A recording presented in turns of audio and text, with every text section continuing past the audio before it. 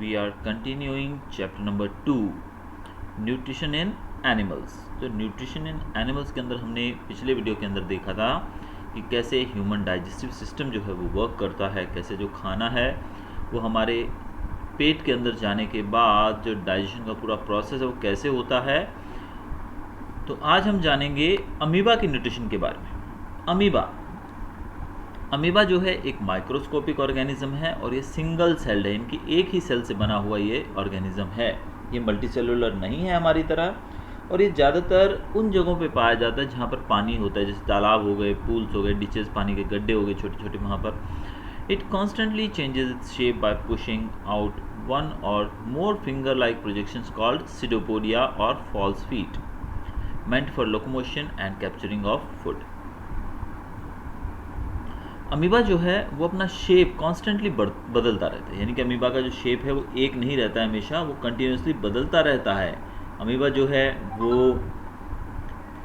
सिडोपोडिया के द्वारा इसके ऊपर एक फिंगर लाइक प्रोजेक्शन, यानी उंगलियां होती हैं ना जैसे, वैसे प्रोजेक्शंस यानी कि उंगलियों की तरह दिखने वाली कुछ आकृतियां इसके ऊपर दिखती हैं हमको, जिसको हम सिडोपोडिया कहते हैं, या फिर इसको फॉल्स फीट भी कहा जाता है, क्योंकि ये रियली नहीं होते, actually these are false only, झूठे होते हैं। और इसका जो उपयोग है वो अमीबा कैसे करता है, for locomotion and capturing food. इसी के द्वारा जो सिडोपोडिया है, इसी के द्वारा अमीबा जो है वो खाना लेता है, और लोकोमोशन यानी कि एक जगह से दूसरी जगह जाने में भी वो उसकी हेल्प लेता है।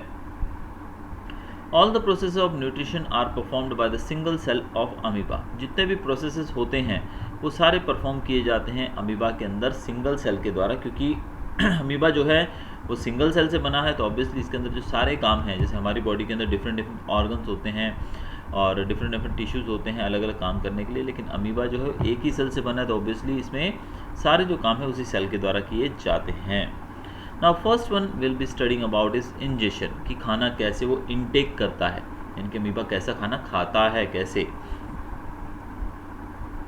Amoeba eats tiny microscopic plants and animals as food which floats on water on which it lives. When an amoeba encounters a suitable organism, it pushes out two pseudopodia around the organism. Gradually, the tips of the pseudopodia fuse with each other. अब होता क्या है, amoeba जो है microscopic plant यानी छोटे छोटे plants जो हैं उनको खाता है, या फिर एनिमल्स को खाता है फूड के तौर पे, छोटे छोटे प्राणियों को। और जो भी ये प्राणी हैं ये जब पानी के ऊपर तैरते रहते हैं, तो वहीं अमीबा के जब ये कांटेक्ट में आते हैं, जब इनका एनकाउंटर अमीबा के साथ होता है, तो अमीबा क्या करता है, यहाँ पर ये जो आप देख रहे हैं पिक्चर, इसमें देख रहे हैं कि ये दो फिंगर लाइक प्रोजेक्शंस देखिए। एक्चुअल में यहाँ पर इसने जो फिंगर लाइक प्रोजेक्शंस हमारे सामने देखने को हमको मिल रही है, फर्स्ट वन ये और सेकेंड वन ये दोनों बाहर की तरफ आकर ऐसे फिर आगे बढ़ कर ये दोनों आपस में मिल जाएंगी और इस तरीके से ये पैक हो जाएगा। तो ये खाना जो है, यानी कि ये जो ऑर्गेनिज्म जो भी है वो इसके अंदर चला जाएगा। तो सिडोपोडिया के मिलने से ये इसके अंदर फंस जाएगा। As a result, the food is engulfed with a little surrounding water to form a food vacuole inside it। तो यहाँ पर हमने देखा किस प्रकार से ये जो खाना है इसको निगल लिया गया है अमीबा के द्वारा।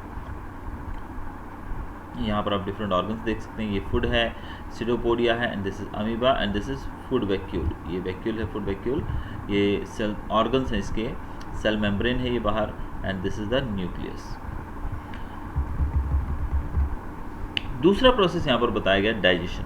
The enzymes from the surrounding cytoplasm enter the food vacuole and break down the food into simple soluble substances. अब यहाँ पर जो एंजाइम्स होते हैं वो साइटोप्लाज्म से, कहाँ से, साइटोप्लाज्म से, enzymes entering the food vacuole, enzymes हुए साइटोप्लाज्म से होते फूड वैक्यूल से होते हुए अंदर चले जाते हैं और खाने को डाइजेस्ट करने में मदद करते हैं, उसको ब्रेक डाउन करते हैं सिंपल सब्सटेंस के अंदर, जैसे कि हमारी बॉडी में भी होता है, सिंपल सब्सटेंसेस में उसको चेंज करते हैं, और साथ में सॉल्युबल यानी कि सॉल्युबल अभी और सॉलिड फॉर्म में है तो उसको एकदम लिक्विड फॉर्म में, जो कि उसके बॉडी के अंदर पूरे तरीके से डाइजेस्ट हो जाए, मिल जाए, ऐसे उसको चेंज करते हैं। तीसरा प्रोसेस जो है वो है absorption. The digested food present in the food vacuole is absorb directly into the cytoplasm. अब यहाँ पर जो खाना डाइजेस्ट किया गया है वो डायरेक्टली साइटोप्लाज्म के अंदर एब्जॉर्ब हो जाता है। एसिमिलेशन में The digested food absorbed by the cytoplasm is stored or utilized for its growth, development, multiplication and release of energy.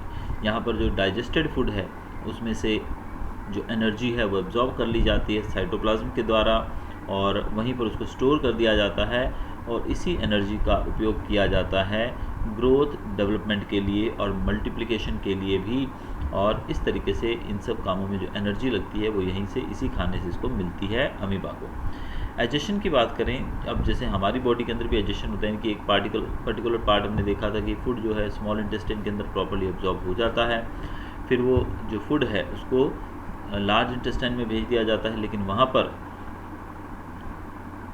Large intestine के अंदर भी जो खाना है उसके अंदर से एडिशनल वाटर है वो निकाल लिया जाता है और उसके बाद उसको आगे भेज दिया जाता है। तो वैसे ही यहाँ पर डाइजेशन में भी जो अमीबा के अंदर भी अनडाइजेस्टेड फूड जो है उसको बाहर फेंक दिया जाता है बॉडी के अंदर से वैक्यूल के द्वारा। तो वैक्यूल जो है वो मदद करती है फूड को बाहर एजेक्ट करने में, यानी कि खाना जो है जो अनडाइजेस्टेड फूड है उसको बाहर फेंकने में मदद करती है, क्योंकि यहाँ पर जो अमीबा है उसके अंदर एक ही सेल है तो सारे काम जो है इसी के द्वारा किए जाएंगे। न्यूट्रिशन इन रुमिनेंट्स की बात करते हैं। Certain grass-eating animals such as cows, buffaloes, deer, sheep quickly gather their food. They chew the food rapidly, mix it with saliva and swallow it hurriedly. Do you know why? Carnivores eat these grass-eating animals as their food. To avoid being caught by carnivores, grass-eating animals quickly eat their food. They then move to a safer place and bring the food back into the mouth in such lumps and chew it. This process of chewing food is called rumination and these animals are called ruminants. अब यहाँ पर बहुत ही interesting जानकारी आपके लिए है जो कि बच्चों को नहीं पता होता है ज़्यादातर, कि रुमिनेंट्स की बात की जा रही है। रुमिनेंट्स कही जाते हैं ऐसे प्राणी जो खाने को दोबारा से अपने मुंह में ला के चबाते रहते हैं, जिसको हम हिंदी में जुगाली करना कहते हैं, कि जो गाय भैंसें होती हैं वो जुगाली करते रहती हैं। आपने देखा होगा अगर आपके घर में या गांव में आप जाते हो तो आप देखते हो गाय जो है उसका मुंह, गाय भैंस का हमेशा चलता ही रहता है, मूवमेंट करता ही रहता है। तो यानी कि इसके पीछे कारण क्या है, ऐसा क्यों है?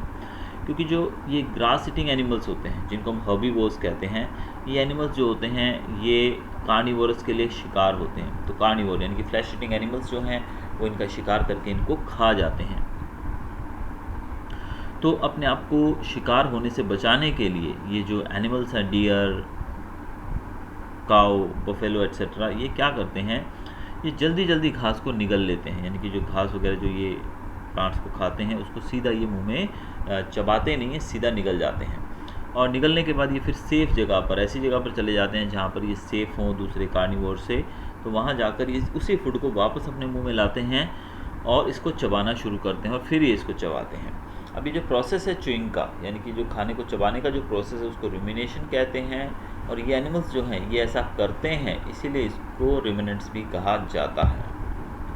हमारे साथ ऐसा बिल्कुल नहीं है, क्योंकि हम जब खाना इनटेक करते हैं, खाते हैं, तभी हम अपने मुंह के अंदर उसको चबा कर खाते हैं। लेकिन ये बेचारे जो पशु हैं ये दूसरे बड़े जानवरों से डर के मारे खाने को अच्छे से एंजॉय नहीं कर पाते, चबा नहीं पाते हैं। इसीलिए ये खुले घास के मैदान जहाँ पर इनको बहुत ज़्यादा खतरा होता है जंगली जानवरों से, वहाँ पर ये फटाफट से अपने खाने को खाकर वहाँ से सेफ जगह पर चले जाते हैं और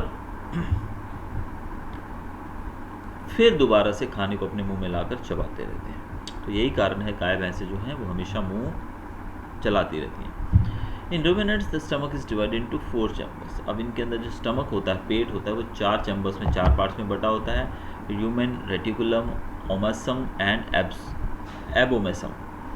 this type of stomach is called compound stomach. इस तरह की स्टमक जो है 4 पार्ट वाली, इसको कंपाउंड स्टमक कहा जाता है। और इनके 4 पार्ट हैं, चारों के नाम आपने यहाँ पर देख लिए हैं। अब पिक्चर के द्वारा भी हम इसको देख लेते हैं। आप यहाँ देख सकते हैं चारों पार्ट जो है आपके सामने दिए गए हैं। पहला पार्ट जहाँ पर आप देखिए र्यूमेन है, एरो से बताया गया है। दूसरा पार्ट है रेटिकुलम, जो कि आप नेक के पीछे देख सकते हैं। तीसरा पार्ट है ओमेसम, जो कि दोनों पैरों से ऊपर की तरफ है। और चौथा पार्ट यहाँ पर दिखाया गया वो है एबोमेसम, जो कि नीचे की तरफ हमें देखने को मिल रहा है, दोनों पैरों के पास में। और जो गला है गाय का, उसमें आप देख सकते हैं वहाँ पर एसोफेगस दिया गया है जैसे हमारी बॉडी में होता है, और पीछे की तरफ लार्ज इंटेस्टाइन दिया गया है। तो ये तो था इसका लेबल्ड एक डायग्राम। इसको किस प्रकार से दिखाया जाता है, ये देखिए यहाँ पर ये प्रोसेस भी बताया कि कैसे फूड जो है कहाँ से कहाँ जाता है stomach of a ruminant cow. Now the food that is swallowed goes into the first and largest chamber the human. तो खाना जो स्वेलो किया जाता है, जैसे हमने देखा कि गाय जो है वो फटाफट से खाने को निगल लेती हैं गाय भैंसे, तो खाना जो है सबसे पहले लार्जेस्ट चैम्बर, जो सबसे बड़ा चैम्बर होता है जिसको रूमेन कहा जाता है, आप पिक्चर में देख रहे हैं, वहाँ जाता है। And here it is particularly here it is partially digested and is called cud. यहाँ पर रूमेन के अंदर खाना जो है वो कम्प्लीटली डाइजेस्ट नहीं होता है, पार्शियली डाइजेस्ट होता है और इसे कहते हैं कड, CUD, कड। It then goes to second chamber of the reticulum from where return to the mouth for thorough chewing। इसके बाद ये रेटिकुलम में जाता है और वहाँ से खाना जो है फिर से, रेटिकुलम आपके सामने यहाँ दिया गया, देख सकते हैं यहाँ पर, दिस इज रेटिकुलम पिक्चर में। तो खाना जो है वो पहले रुमेन में जाता है, कड बनता है, फिर रेटिकुलम में जाता है और फिर से मुंह में आ जाता है ताकि प्रॉपर च्यूइंग हो सके, प्रॉपरली उसको चबाया जा सके। After thorough chewing and mixing with saliva, the rechewed food is swallowed again, now bypasses the first two chambers and enters the third and the smallest chamber, the omasum।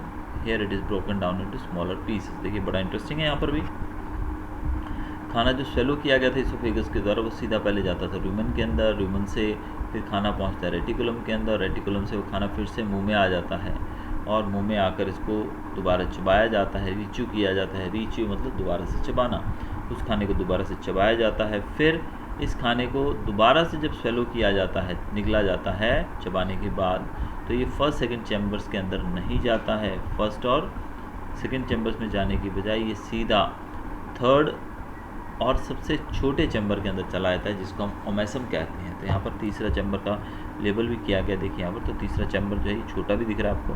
तो ये खाना यहाँ चल जाता है और यहाँ जाने के बाद ये छोटे छोटे पीसेस में ब्रेक डाउन होना शुरू हो जाता है, टूटना शुरू हो जाता है। The food enters the fourth chamber abomasum, here a kind of gastric juice containing an enzyme and hydrochloric acid secreted and the process of digestion comes to an end। अब खाना जो है यहाँ से फिर एबोमेज़म में चला जाता है। इनकी फोर्थ चैम्बर आप देख रहे हैं, दिस इज एबोमेज़म, यानी कि फर्स्ट से सेकंड में, फिर थर्ड में और फिर यहाँ से फोर्थ में चला जाता है। तो फोर्थ चैम्बर जो है उसके अंदर ही खाना जाता है, वहाँ पर एंजाइम एक्शन के द्वारा और एसिड के एक्शन के द्वारा खाना जो है डाइजेस्ट होता है और डाइजेशन की प्रक्रिया यहाँ पर एंड होती है। The digested food now passes into the intestine, here the absorption of the food takes place. और जो खाया हुआ खाना जो है डाइजेस्ट किया गया वो फिर इंटेस्टाइन में पास होता है और फिर वहाँ पर इस खाने को फिर से एब्जॉर्ब किया जाता है। फिर the undigested food passes through large intestine and is adjusted from the body. अब खाना एब्जॉर्ब हो चुका है पूरा स्मॉल इंटेस्टाइन के अंदर, फिर खाना जो है वो लार्ज इंटेस्टाइन में भेजा जाता है जो कि अनडाइजेस्टेड फूड है और लार्ज इंटेस्टाइन से वो खाना जो है वो बॉडी से बाहर एजेक्ट कर दिया जाता है। तो ये था हमारा प्रोसेस, यहाँ पर आप पिक्चर में भी देख सकते हैं। देखिए यहाँ पर अब खाना कैसे पहुँचता है। सबसे पहले खाना जो है वो जाता है रूमेन के अंदर, रूमेन से खाना पहुँचता है रेटिकुलम के अंदर, यहाँ से फिर से वो माउथ में जाता है, गाय भैंस उसको चबाती हैं, फिर उसको भेजा जाता है तीसरे स्टमक के अंदर, दैट इज़ कॉल्ड ओमेज़म यहाँ, और यहाँ से जो खाना है वो सीधा जाता है एबोमेज़म यानी कि चौथे जो स्टमक है उसके अंदर, और यहाँ से फिर जाता है खाना लार्ज इंटेस्टाइन के अंदर, और लार्ज इंटेस्टाइन के अंदर से होते हुए फिर ये बॉडी से बाहर इजेक्ट कर दिया जाता है after digestion of food and water. इससे एनर्जी और वाटर को निकाल के फिर इसको बाहर फेंक दिया जाता है। तो गाय जो है गोबर के रूप में जो खाना है अनडाइजेस्टेड फूड को बाहर सीक्रेट करती है।